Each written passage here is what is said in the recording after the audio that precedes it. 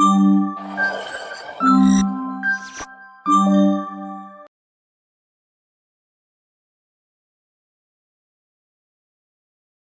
afternoon, everybody, and welcome to our webinar.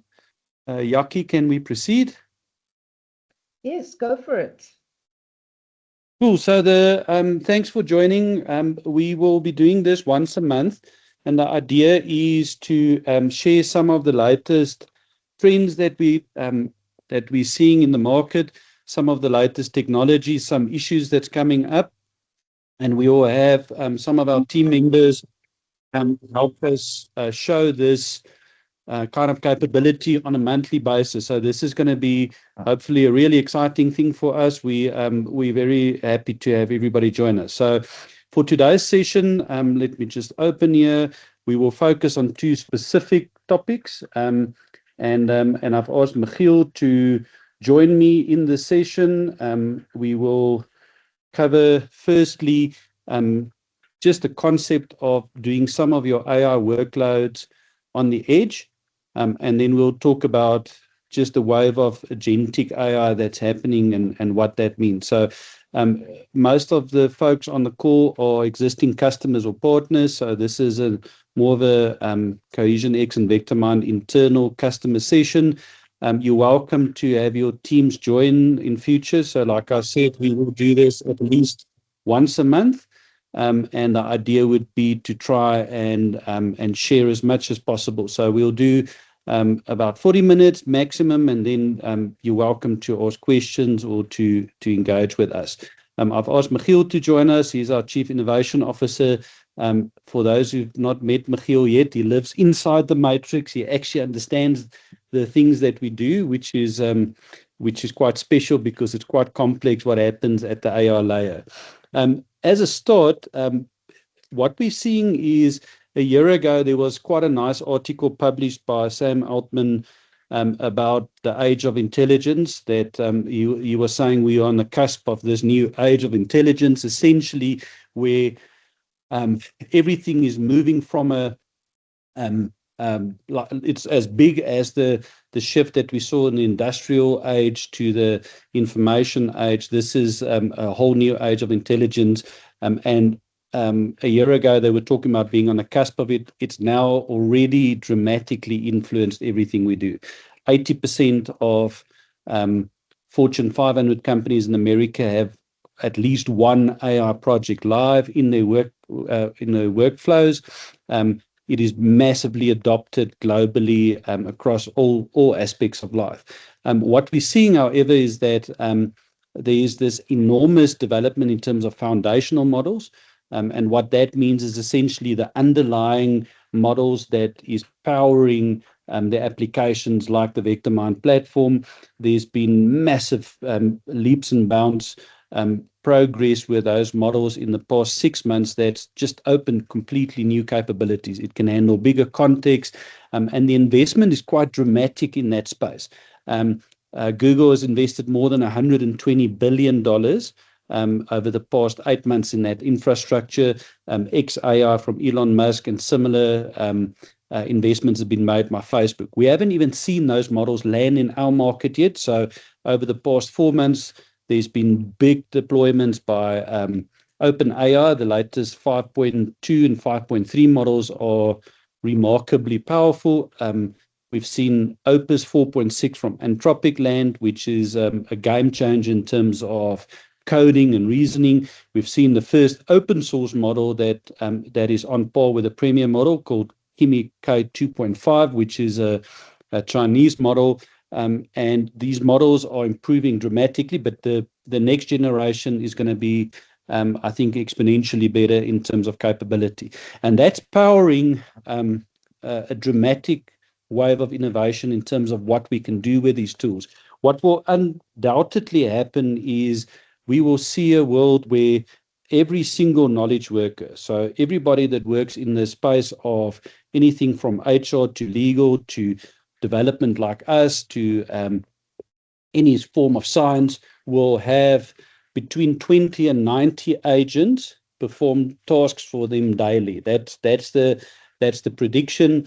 In our team, we already see that most of our senior team members use between 5 and 10 agents per day to do anything from code analysis to solution architecture and so on. So that is obviously going to drive a lot of additional adoption. And obviously this presents great opportunities for us to just do good in general, I think. What we are seeing, however, at the moment is that this is very much an empowerment play. So think of a law firm. Let's say you got hundreds of partners and associates, and you're able to increase production for every single knowledge worker by 50 to 100%. What does that look like in terms of productivity and the economical impact thereof? We see it already. Michiel will show you some of the coding systems that does our code reviews, and that amplifies the kind of work that our humans do in our business. And most of my Exco members, I think output is probably 5 times more than what it was 5 or 6 years ago. And that just obviously for companies and that's adopting this kind of approach, that obviously acts as a amplifier for your employees. So we see it very much as a people advantage process. The other thing that's interesting before I get to the first main topic is that it's generally in South Africa, AI is not speculative anymore. We're seeing, I think we've got now probably just north of 300 live AI projects or services in production, which is for a South African business, I think quite a lot.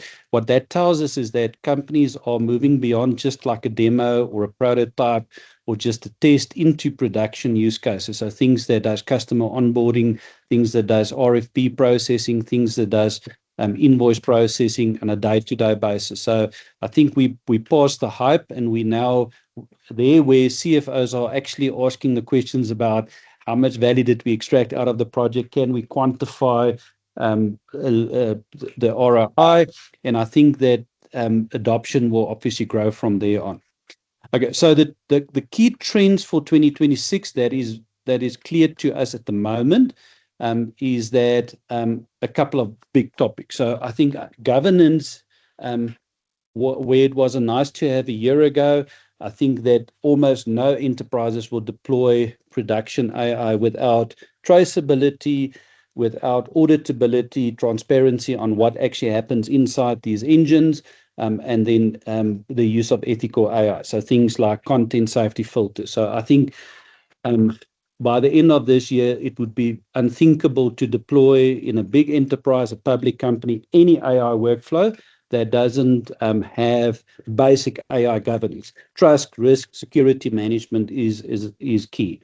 Then there's two main trends that I think is gonna hit us all. The first thing is AI agents is most likely going to become the dominant form of AI, and what that means is up until about a year ago and towards the end of last year, most AI project was an assistant. So I would ask a system or an assistant something, and it would yield a result for me. It would either produce an answer or an artifact that I could use. So that's basically the concept and the notion of an assistant. An agent is where that now closes the loop. So think of an assistant, and I saw one of the customers that asked for this feature. Use a practical example. You do a bank recon, and the system would tell you there's an issue with the bank recon. The first assistant would tell you, here's an issue with a bank recon. This is how I should map it. An agent would then go into the bookkeeping system and make the ledger adjustment or create the transaction. So agents basically take it to the next step of actioning what we have already built in the intelligence. So Michiel will show you our views on that. So that's the first thing that I think agents will become very powerful. There's been massive explosions in terms of the capability this year, so much so that companies like Salesforce and Figma has dropped in value by between 20 and 30% because What is clear is that agents will fulfill a lot of tasks that software as a service does today. So instead of making changes in your ERP system, you would build an agent that would fetch the information from the ERP, process it in a humanly intuitive way, and post it back. It is far more efficient, more powerful, more flexible, and way cheaper to do that than to build 3 more screens in your ERP. So I think agents is going to change the way that systems work. And I suspect that 2 years from now, we're all going to be back in command prompt. You're going to log into a bank system and rather just tell the bank system what to do than to try and click and find the whatever and the how to buy more, whatever. So I think agents is one big topic. The other big topic is the scale of token usage. So I know we've got a diverse group on the call with different skills, and obviously there's a lot involved in that. But essentially, what we use from an AI model is essentially tokens. We give it token input to understand what we want, and then essentially the model would answer or provide a result in tokens. Now, at the moment, AI usage is quite inexpensive because at scale, it's not that expensive. If you ask a chatbot, listen, give me this policy or explain this or give me a recipe of something. But the moment you start having an agent that now takes all of your debtors information and it writes some journals, and the context gets bigger, and the research says you're looking at 15 to 20 times more token usage, it becomes a real issue. So that then brings us to the concept of moving some of the AI to work on the edge versus in the cloud. And I mean, really simple use cases that's quite relevant across all industries would be things like we're running a competition for one of our customers where we're processing about 1 million till slips. Not most of them, all of them are images that is taken of the till slip. It gets sent to our system. We OCR it and check what products are on there, and then the AI engine would extract that information and then run it. That's really expensive to run that in the cloud. We're running that on an edge device, so most of the system runs in the cloud, but to process invoices or photos or those kind of things, if you can run it effectively on a local machine and it gives you the same quality, then why would you pay that kind of money? Similarly, if you want to redact classified information, you actually don't want the document to go into the cloud. You want to keep it on premise or in a network. Similarly, if you've got high volumes of documents that you want to read and you want to sort of like create embeddings, or you want to create databases or summarization or metadata. And we're talking here, one of our industrial customers got 12 or 13 million documents. To do that in the cloud could potentially cost 300,000-400,000 rand. Now, that's the kind of task that there's a great use case to run that on an edge device. So there's a bunch of these things, but essentially these are things that's not time sensitive. So whether it takes 2 seconds or 6 seconds to process a document, there's not a user waiting for it. It goes in a workflow. It might as well run on-prem. So we're seeing a new class of devices come into play. The first one is called the Asus GX10. It's a NVIDIA Blackwell processor in a thing. It is absolutely remarkable. So to put this into perspective, how powerful this is, we have servers running at one of the distribution centers, one of the data centers in Pretoria West, and those servers are about 1.2 to 1.3 million rand each. They've got 2 NVIDIA cards in it, but the older generation. And on that, we can run open source models like OpenAI's GPT OSS, the 20 billion the 20 billion parameter model. So it's a smallish model, can run some OCR, and it's a 1.3 million rand machine. These GX10 boxes are about 80,000 rand each, and they are more powerful than the 1.3 million rand server that we bought, servers that we bought 9 months ago.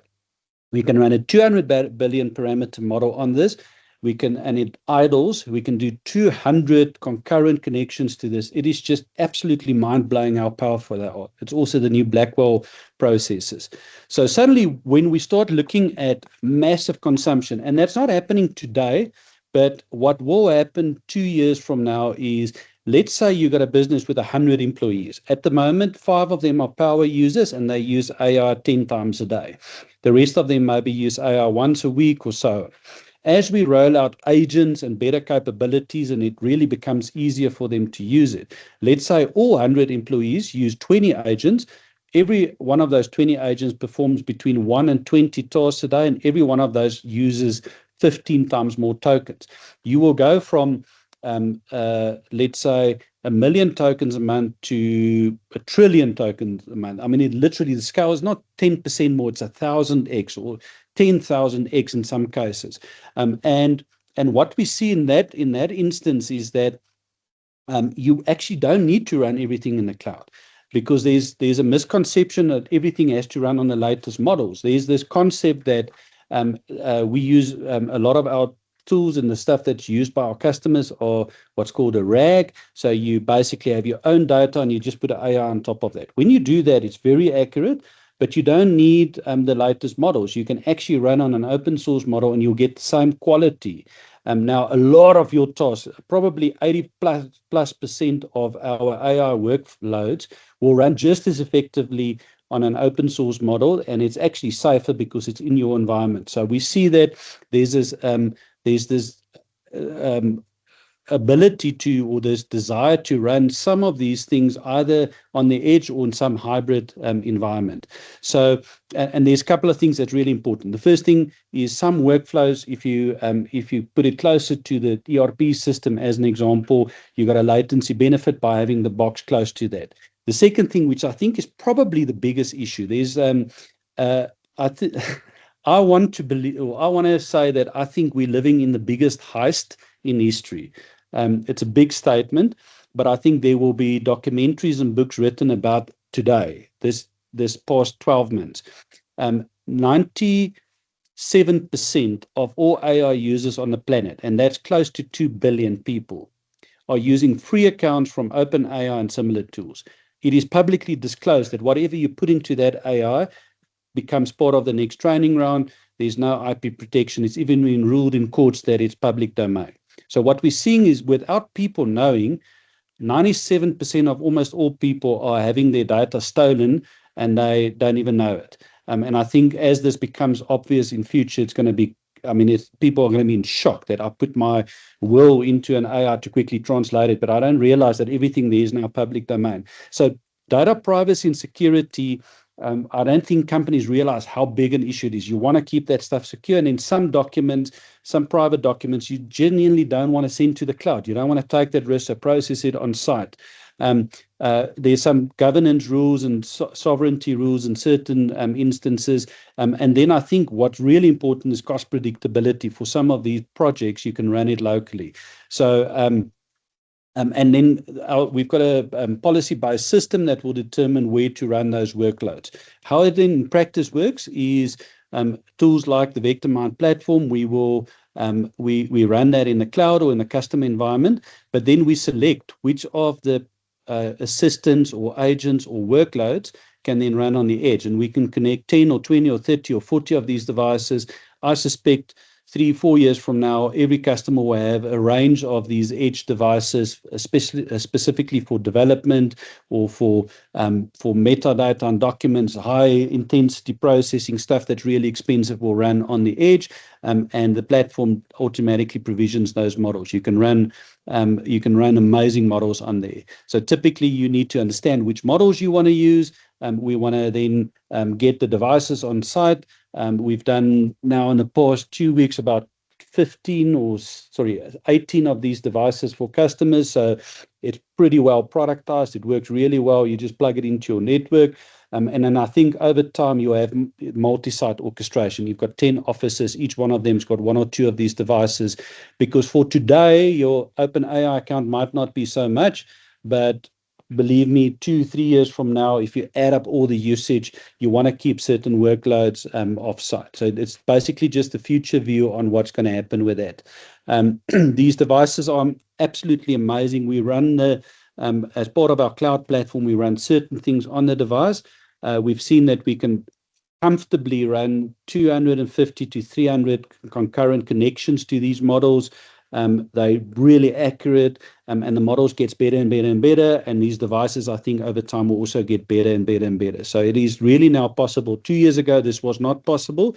Even a year ago, it wasn't possible. It was too expensive.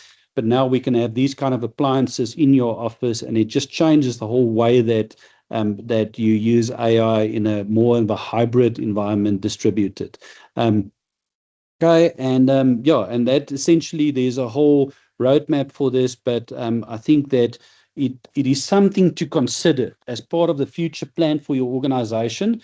At the moment, the cost of AI is relatively low, but as we unlock the capability and as we get, instead of 10% of our users using it, everybody using it and using it at scale, obviously we're going to have to be clever about where we run stuff and what's the cost and the privacy implications of this.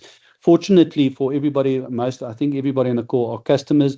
The VectorMind platform already keeps your stuff safe. Most of those principles are already safe. So this is just an extension to run some of the capability on the edge. So that's the edge inference concept. I think it's going to become really important over the next year. I think that as people start realizing that you want to keep certain things on site, I think it's going to be really important. So I'm going to hand over to Michiel to talk about the latest developments in agents, also our view on it and how we're implementing it. This is the Wild West. It's really, really interesting stuff. And I think it's going to have a material impact on all businesses. So Michiel, over to you. Hey, everyone.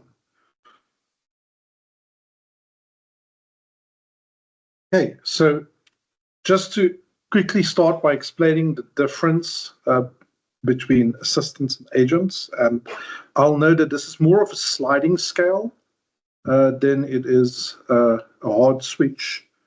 AI assistants we're used to conversing with and talking. We expect quick responses. It's generally a conversational way of approaching problems. Whilst with AI agents, we're starting to see a distinct switch towards longer compute times, agents that can think minutes, hours, or even days about a task and come back having done things. They have access to our systems. They're not just trained on documents. They can edit them. They have access to code. They have access to all kinds of systems to do their work, just like people would. And unlike an assistant, where we typically view a limited context window of things that an assistant needs to keep in mind and deal with agents, we start to shift into a world where they have long-term memory, can reason about these complex jobs, keep track of hundreds of things that they need to do, and essentially perform their own project management in order to accomplish goals that we give them. This is now becoming increasingly viable. As of about last year, December, the latest generation of models, starting with 5.2 Codex, 4.6 Opus from Anthropic, Kimi 2.5, and now moving on, Gemini 3.1 as well, have all shown the ability to do really well at dealing with larger complex tasks and extended windows of thinking. We have large companies like Spotify saying they have entire developer teams that have stopped writing code. They now manage their AIs only. We have entire systems being built by companies like OpenAI, using AI only for the full development chain. And we're seeing companies like Anthropic with Claude Opus 4.6's release, making hundreds of bug fixes to open source projects across the internet using only their models. So these models are now starting to become their own entities that can really change the way we operate. Just to give you a rough idea of the graph, we are seeing a very steep race between different competitors towards the right of the graph. The last brown dot is Opus 4.6's release, and the last green dot is Gemini 3.1. You can see them all toe-to-toe, constantly racing up the chart. These models are increasingly more capable, and there's no sign of that stopping. Right now, if we want to build good agents, we start to look at how we connect them to the world more than what they can do. We look at systems that have good guardrails. A good example of something to not do would be OpenClaw right now. You get all of the perks of an agent, but you also get a disadvantage that they can delete all of your emails, as meta security researchers ran into, or that they can do severe damage by deleting a whole hard drive by accident. We design these agents with the same kinds of safeguards you would normally give people. They would only be able to do the things we want them to do and not overextend on that. We look at training them well. That is the second very important thing. Once it was only a prompt. Nowadays, everything is about skills as well. Agents have a dictionary of capabilities that they can keep track of, edit, improve, make notes. That dictionary they can share amongst different processes. And that starts to form the foundation of how these agents operate. Think of it as their standard operating procedures, their cheat sheets, their documentation for how to operate in our worlds in the way that humans would operate in our world. They're equipped as well as employees. You need to think about them in that way now. They need to have their own workstation. It doesn't help if they're running on your local computer. And if you're running them in the cloud, the basic problem becomes the moment I give one of these agents access to my management system, my financial systems, my ERP, my CRM, do I really want all of that access, all of those credentials resting outside of my own IT infrastructure? This is going to become a very significant problem now that the models finally have the ability to do this kind of work. How do we manage it? And that is at the core of how we address secrets across skills, secrets within agents, traceability. All of these things become absolutely essential. And hosting locally or hosting somewhere where you have very tight control over this is going to grow into a massive topic over the next year. It's very important for these agents to understand SOPs, to behave with people, to work in a cooperative environment. We need them not just running on one chat thread for one person. It needs to be something that a whole dev team can talk to, or a whole QA team, or a whole customer staff management center. And they need to have access to all of the right tools, just like people, to do their work well. We look at all of this in terms of AI governance, in terms of how we make them easy to access, be it on the website, HTTP so that you can integrate them into whatever application, or even PGWire as a database server so that you can view AI in a more data-centric way. We look at how we can extend them dynamically via skills. How much of the work can these AI agents do for themselves in terms of developing integrations with your respective management systems and operating systems. We look at automation above agents. We have systems like CXQL, our query language, which allows for bulk spin-off of agents. We run hundreds of agents talking to hundreds of other agents to do complex tasks. That gives you capabilities to scale beyond what the models can currently do on their own. Specifically into the spaces where models are known to be weak, like tables with millions of rows. And we look at where do we host this? Can we get it to run wherever you want it to run? There needs to be no components in here locked to specific vendors. You don't want OpenAI only capabilities or Claude only capabilities, and you definitely don't want everything to be mandated to leave your environment. Very specifically, what is happening right now in this space is if you do use something like Claude Code or OpenAI's Codex, you can only work with a limited set of languages. You can only install a limited set of things in their virtual machines that they operate on. They tend to be stateless, so it's quite hard to do a lot of the work that an employee's desktop, which is a stateful environment, would normally accomplish. So we're looking at a hosting aspect of how to address all of that and really give these AIs their own space to work. Here's an example AI. This is a coding agent.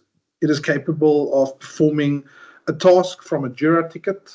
So it gets a number for the ticket. In this example, AIC 518, top right. It can then look at the code, do the whole job, and commit a branch for review, which we then have a look at and merge back into a stack. It's also capable of writing and executing tests for everything it does to make sure that it gets the job right. We give these agents access to a lot of systems. This specific coding agent can access our Kubernetes environment. It can look at logs of containers in production. It can access details about exceptions. It can then follow that through. It can look at the configuration of those environments. It can correlate that with the Jira tickets it's working on, make comments on them, update their statuses. It can then edit and write code isolated to its own branches where it does this function. When it's ready, it submits the review. It can actually then afterwards, when we've deployed it into an integration environment or a development environment, access it there, test it via APIs, and make sure everything works. My apologies.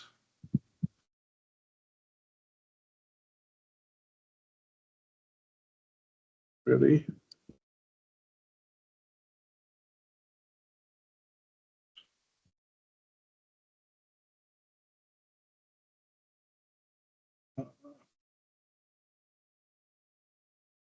My apologies. I think my connection just dropped.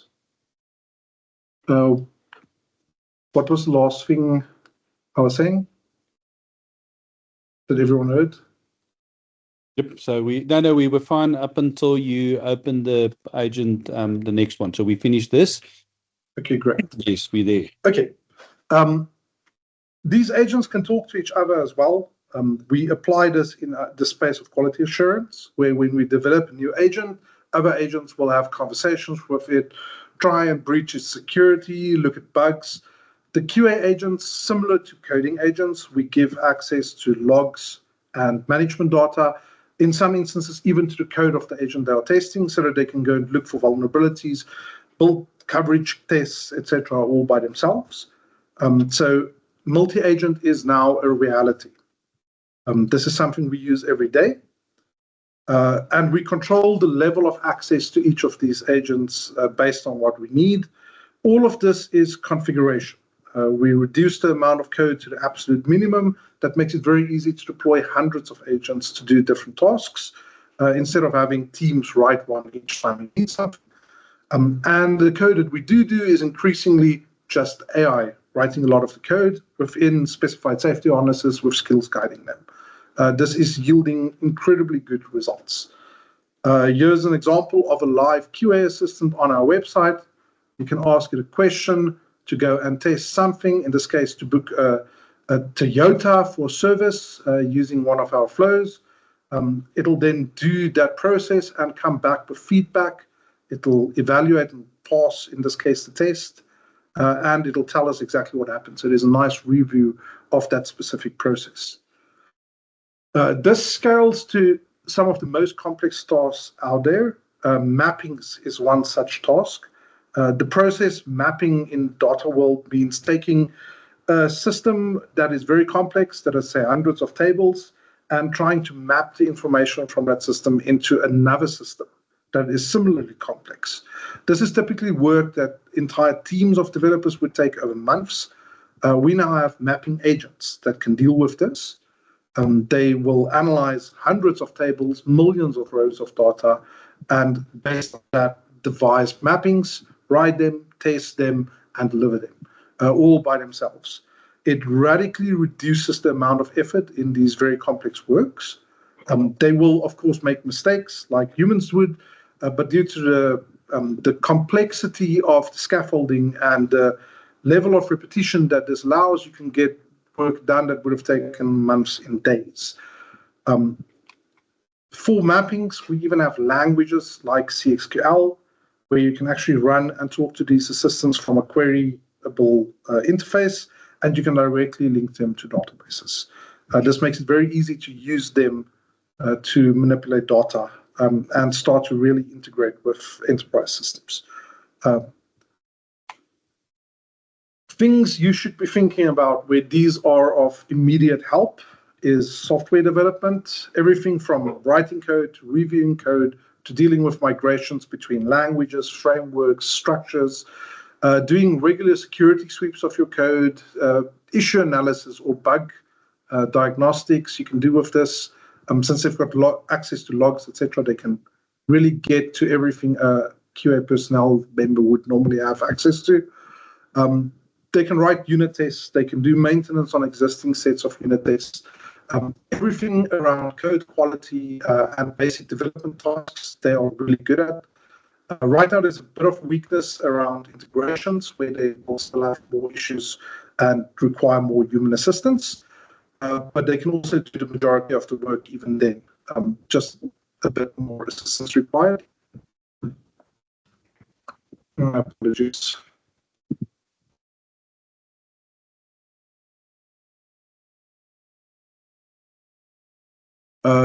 Document processing tasks you can definitely look at. They can process anything from an email coming in and capture it in the system to dealing with incoming requests for quotations, etc. They can deal with reading thousands of documents, categorizing them, building up databases from them.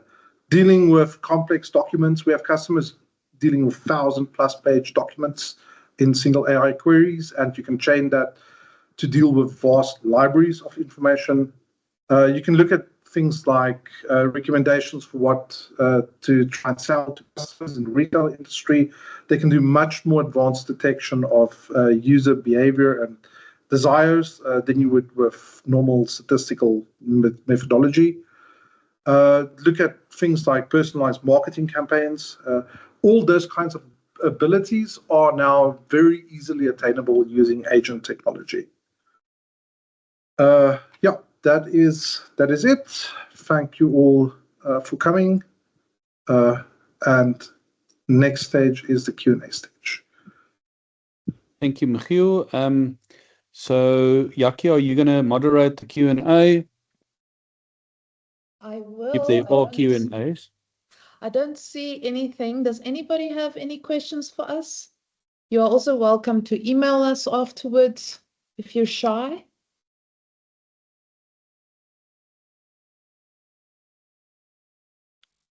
Okay, well, yeah, in that case, thank you for joining today's. It's a short session, but the idea is, like I said, we will do this very regularly and cover different topics. I think agents will always be a big part of what the next year or two will entail. So we'll always bring the latest news on how to use agents, also how we're launching this. And then I think we will cover some of the other concepts as we go on. So thanks for everybody for joining, and you will see more and more of these features roll out into your platform over the next couple of weeks. So thanks for joining, and thanks, Michiel, and thanks, Yaki.